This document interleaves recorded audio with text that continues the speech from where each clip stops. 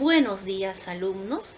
Te doy la bienvenida nuevamente a las clases virtuales. El día de hoy nos encontramos en el aula virtual de Historia del Perú. El tema de la clase de hoy es República Aristocrática. Vamos a hablar sobre los diferentes gobiernos, periodos, quién fue el personaje o el historiador que acuñó por primera vez la palabra república. Todo eso vamos a aprender en la clase de hoy. Pero antes de empezar la clase vamos a dar una recomendación a todos los alumnos. No te olvides que debes enviar tus actividades según el horario establecido. Así estarías marcando tu asistencia. Segundo, no te olvides de asistir a las clases en vivo. Tercero, no te olvides de ser puntual en entregar tus actividades. Recuerda, todo esto se te va a evaluar 3 criterios. Puntualidad, en ser puntual en entregar tus trabajos. Responsabilidad, que tienes que ser responsable entregando puntual tus trabajos. Y también la participación en las clases en vivo. Todo esto va a sumar y te va a ayudar para mejorar todo tu proceso cognitivo, para que puedas desempeñar bien tu labor estudiantil. Ahora, cada profesor en diferentes materias tiene diferentes horarios, la cual te van a impartir conocimiento. Bien, dichas las recomendaciones, vamos a empezar con la clase de hoy. El tema de la clase es República Aristocrática. ¿Por qué llevará este nombre República Aristocrática? Recordamos que la palabra aristocracia viene de las clases sociales más altas. Entonces, quiere decir que en nuestro país hubieron gobernantes que nos gobernaron que tenían una clase social alta. O sea, llegaron al gobierno, quizás no enriqueciéndose del gobierno, sino que ellos ya vinieron con una posición económica alta y muchos de ellos venían de grupos de familias poseedoras de grandes latifundios, de por ejemplo, de cosechas de algodón, de la caña de azúcar. Entonces, todos estos presidentes tenían empresas, tenían la exportación tanto en la oligarquía de la agricultura o la agroexportación de todos los productos que había en el Perú.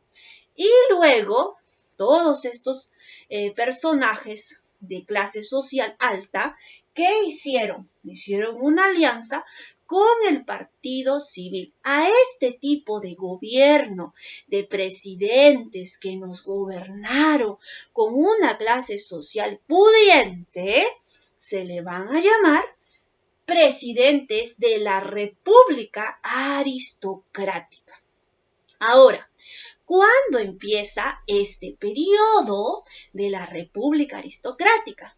Empieza en el año 1895 hasta 1919. El historiador llamado Jorge Basadre le tituló con el nombre República Aristocrática. Gracias a él conocemos el título República Aristocrática. Quiere decir, todos aquellos presidentes que nos gobernaron en la época de 1895 hasta 1919 eran gobernantes de la República Aristocrática, o sea que tenían buena posición económica, tenían sus empresas. Por ejemplo, aquí tenemos al presidente Augusto B. Leguía.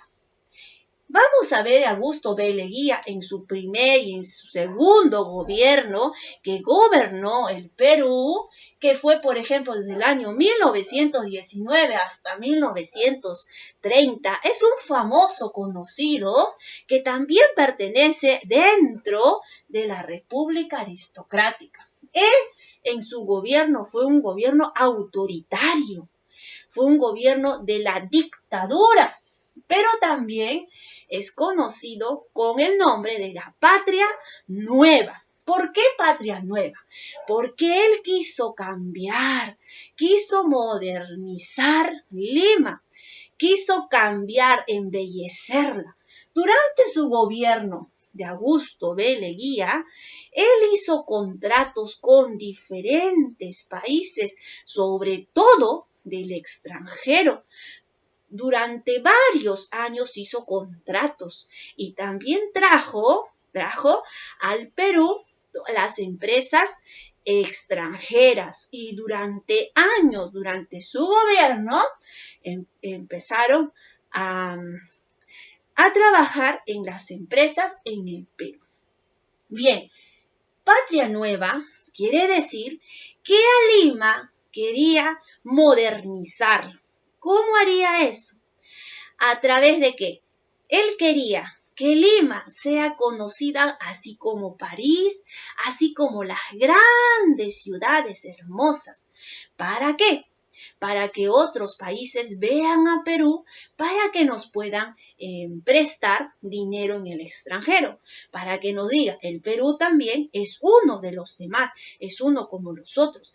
Grandes palacios se crearon durante su gobierno de Augusto B. Leguía. Embelleció la ciudad de Lima. De repente tú has ido al centro de Lima, has visitado, has recorrido el palacio, has recorrido diferentes lugares en el centro de Lima. Todo eso fue la obra de Augusto B. Leguía, porque él decía, tenemos que modernizar Lima y para eso vamos a cambiar, vamos a transformar Lima.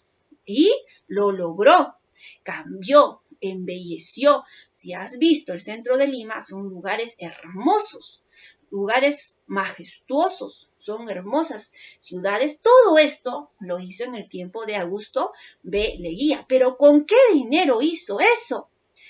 La respuesta es, hizo contratos y también hizo préstamos, que hasta el día de hoy seguimos debiendo la deuda. Hizo grandes deudas con diferentes países. Entonces, ¿qué hizo Augusto B. Leguía? Se endeudó, pero él quería transformar. Y su lema era llamado Patria Nueva, con la finalidad que Perú, que Lima sea también igual como las otras ciudades del mundo y que sea visto Lima como las demás. Bien, ya hemos visto el gobierno de Augusto B. Leguía. Ahora vamos a conocer otros gobernantes, como por ejemplo tenemos dentro de la República Aristocrática, vamos a ver también llamado o también segundo gobierno del civilismo. ¿Quiénes estaban?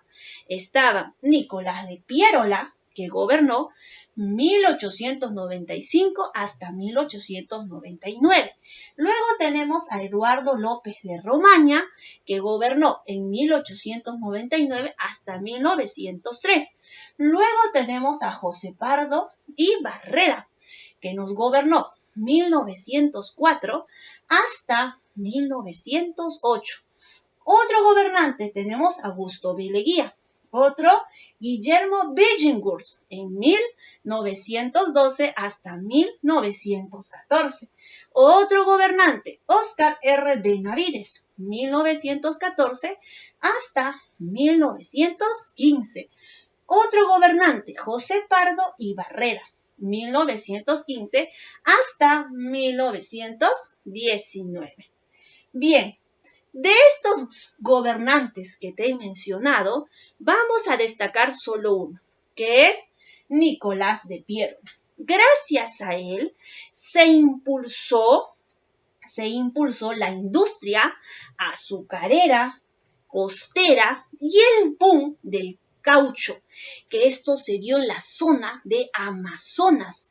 Amazonas fue el ojo del mundo, porque en el caucho que encontraron en el Amazonas pensaron que nunca se iba a acabar, igual que el guano. Lo explotaron y muchas veces estos árboles que cortaron eran árboles que no lo volvían a sembrar. Hicieron una tala indiscriminada y pensaron que el caucho nunca se iba a acabar.